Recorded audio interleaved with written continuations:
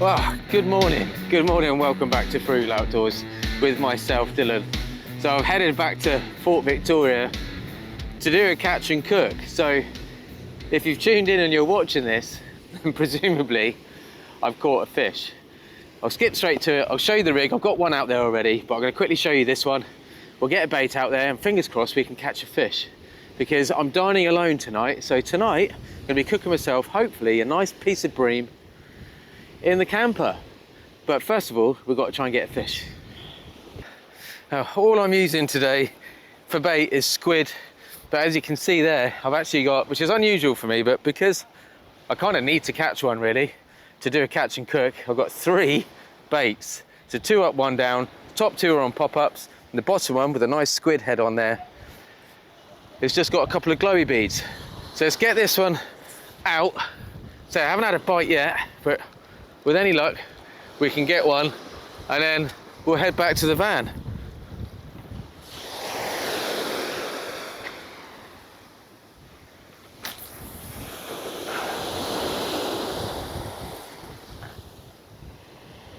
Pretty blowy today, it must be said.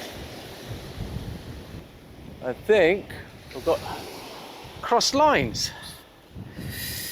That wind has taken it right over. Not sure if it is even cross. Find out in a minute. Nothing worse than fishing with braided line like I am today than having cross lines. No, I think we're fine. Well, wish me luck.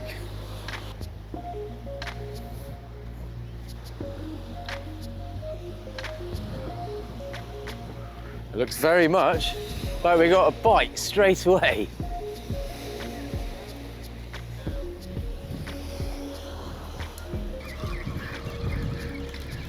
Got to keep that rod up really high at this venue because it's notoriously snaggy. I'm not even sure if it's still on. I feel like I've just ripped a hook right out of its mouth. No, it's not. Dropped it. Let's get it back out there. There's definitely some bream out there today. Fingers crossed we can get one.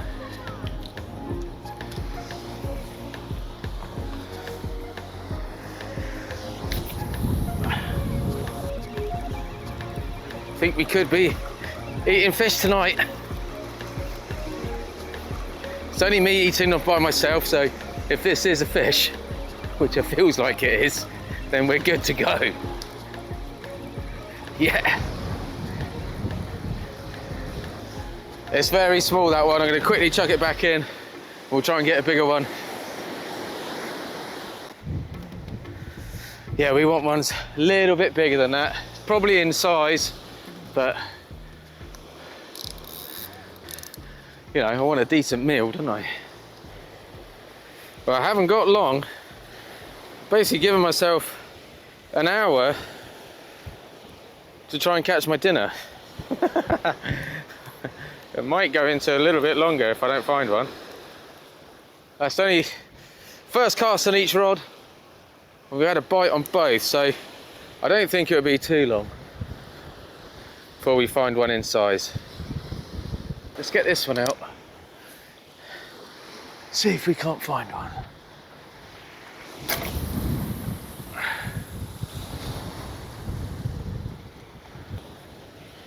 Amount of times this rod has gone. This little one again. Little tiddler.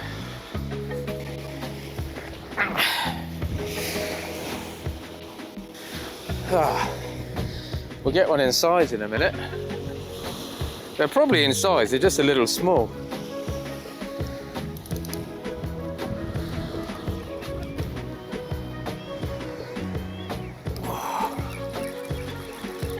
There we go. Yes! Let's see what we got. Let's see what we've got.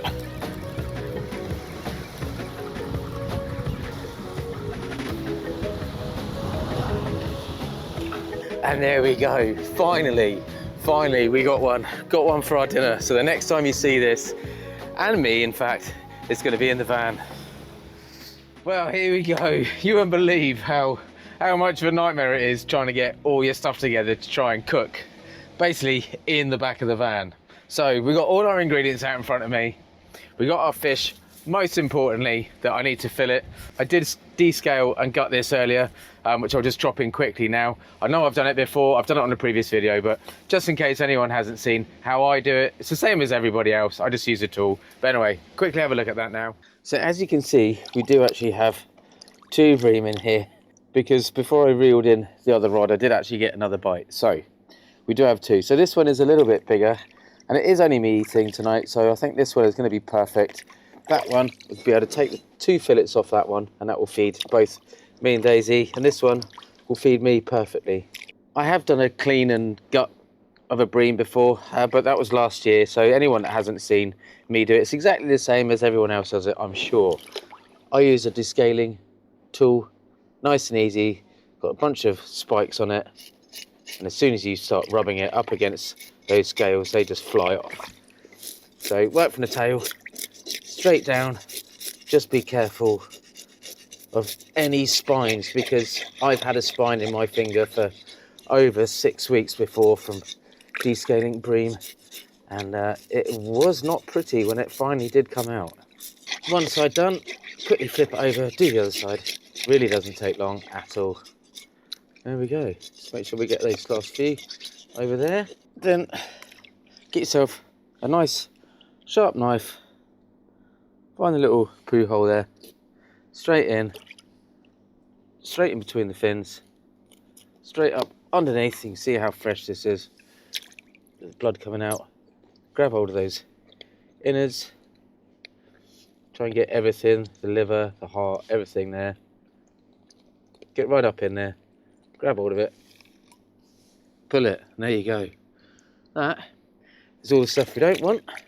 Give it a quick rinse, and that is the stuff that we do want.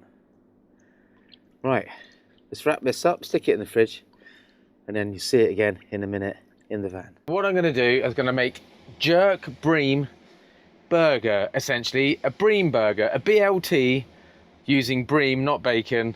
And we're going to season it with some jerk seasoning, and we're going to make a homemade mayonnaise. I'm going to do it as quickly as I possibly can, so I don't want to keep you too long before you get too bored. So obviously we have our bream that we will fillet and season in a second. We've got an egg for our mayonnaise. I'm going to do this completely randomly. A bread roll, salt and pepper for seasoning, lettuce, homegrown tomato, some vegetable oil, red wine vinegar, Dijon mustard all the way from France. What else we got? A jug, we've got a pan, we've got a grill, we've got a blender. Oh, and of course, some Boston Bay jerk seasoning, keeping it super simple. We're not gonna make a jerk marinade. It's Scotch bonnets, it's spring onions, Worcestershire sauce, loads of different bits and bobs. We're not doing that, we've got it in a jar. This stuff is awesome. And of course, the special ingredient, this is for 18s and over only. 4-pack of Red Stripe. You cannot make this dish without Red Stripe. Cheers. You don't know how long I've been waiting to do that. I got all the way to where I was going to cook, and I forgot some ingredients. But anyway, we're here now. Let's get on with it. The first thing I am going to do is I'm going to sort out my lettuce, tomato. I'm going to make the mayonnaise because I've only got one chopping board. I can flip it, but I cannot be bothered to clean it twice. So as I say, we're only making essentially a BLT, so it's pretty basic stuff. So we want some sliced tomato. Didn't even realise, got another little chopping board in here. This van is quite new to us, still finding our way around it, but it's certainly good fun. I'm using my filleting knife, it's the sharpest knife that I've got, but right, this is the cool bit. Lincoln Fish Disco is going to absolutely hate me for doing this. We are going to make the quickest mayonnaise. No whisks involved. Right, so let's grab our egg. Whole egg, not separating it. No waste here. We love Dijon mustard, and you can't really make a good mayonnaise without a big healthy dollop of mustard. Some vinegar. About a capful. I'm using red wine, you can use anything. malt vinegar. Malt vinegar actually probably makes a really, really good mayonnaise. And then vegetable oil, not olive oil, not sunflower oil, vegetable oil, rapeseed oil, makes a far better mayo. Normally it's about 100 mils. By the time you got those ingredients in, we're going to 350, which is another 250 mil of oil. This literally takes a minute, not even. And then blender in, go full whack.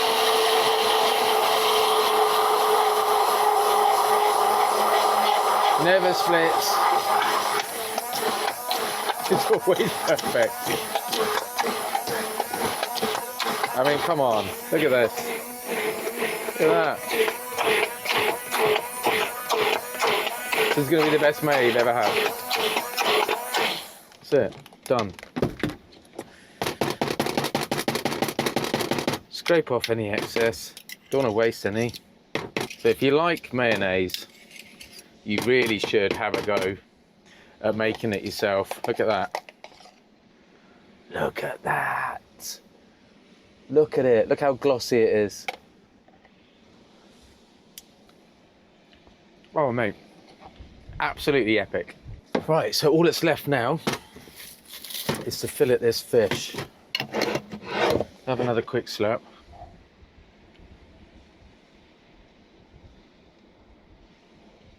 You can't see it, but I've got a pavement and then I've got shingle and then we've got the sea. Like many of you, all I do when I'm filleting a fish, certainly a round fish, is I do take the head off. I come in behind the fin, come in at an angle, take that straight through, straight up there.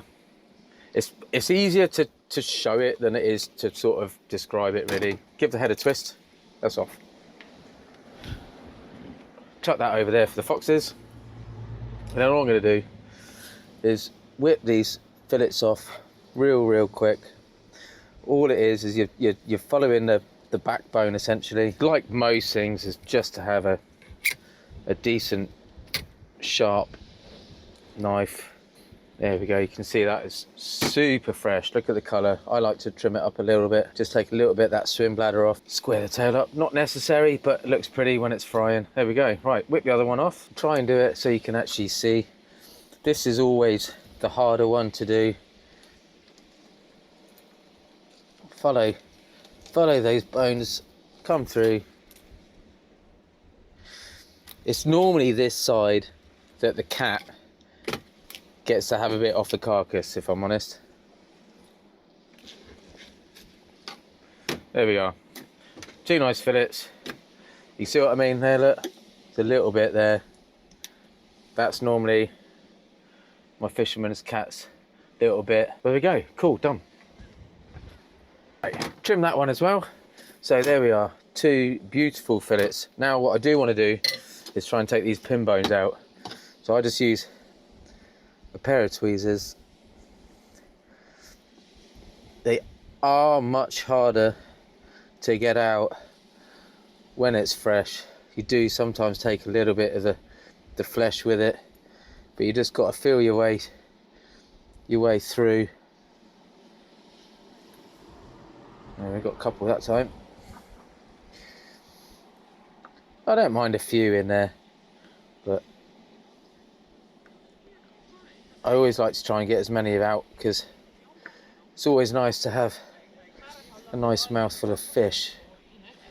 If you do eat a lot of fish and you're catching a lot of fish and you want to eat your catch, I definitely think it's worth investing in a few of the right tools. Certainly a pair of tweezers,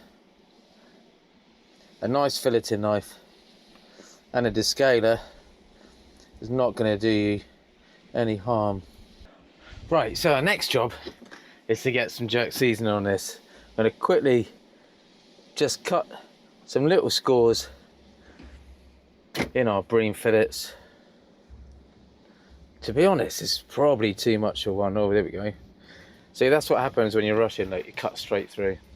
I'm going to go in with basically about a teaspoon-ish. If you do manage to get this, I mean, this comes in so many different formats. You can get it dried, you can get it powdered, you can get it in paste format like this. This one particularly is pokey, but it's so good. You know when something's like really hot, but you can't stop eating it? It's this. And then quick drizzle of oil. 1 part paste, 2 parts oil. And all we're gonna do, we'll just use our hands just to massage that in, give it a little turn. We'll get some salt and pepper on here, and essentially it's ready to go. I've cut through, like, look at that. What an idiot. And because this has got loads of chili, citrus, salt, which is going on now, it will start cooking straight away. So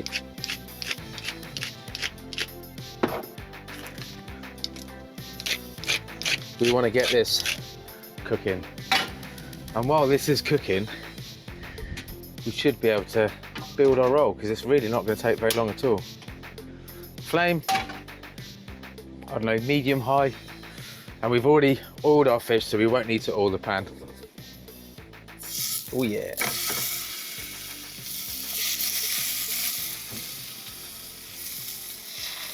If you're doing this indoors and you got an extractor hood, turn it on,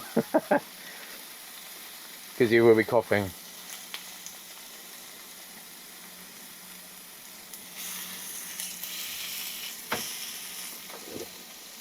And what we're going to do is we're going to leave this cook until essentially pretty much cooked all the way through.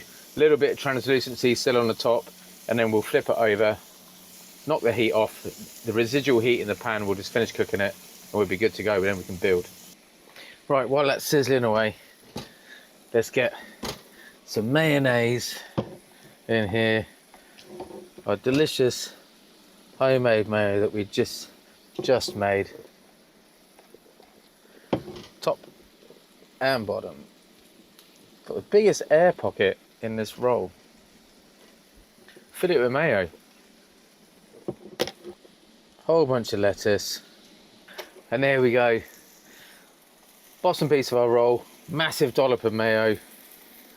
Another massive dollop of mayo on our top. Couple of slices of tomato, which will pop straight on the top of the fish, and then we're good to go. There we go. Check this out. That's what we've been looking for. See how it's pretty much cooked all the way through. Now's the time to turn it.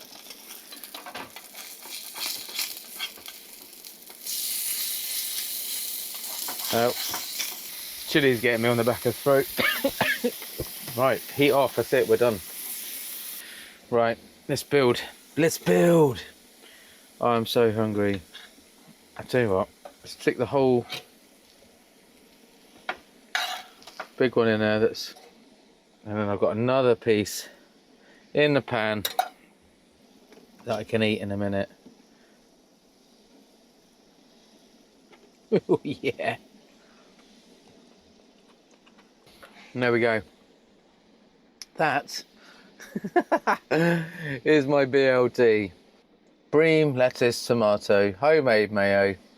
A right mess, but you know what? It's going to taste epic. If you want to go and have a look at someone who can actually cook, then please go and check out Lincoln at Fish Disco, because that man definitely knows how to put a nice piece of fish on a plate. Let's have a bite.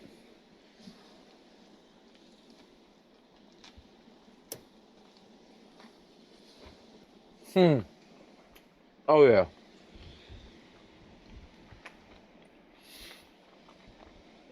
When you eat something like this, it's almost like you haven't eaten for days. So good. Anyway, I'm gonna enjoy the rest of this, drink a beer, enjoy the rest of the evening. I hope you enjoyed this video. I'm sure loads of you know how to cook a lovely piece of bream anyway, but if you don't, this is certainly a really good way to try. Until the next one, please take care, stay safe, and maybe I'll see you out there. Cheers.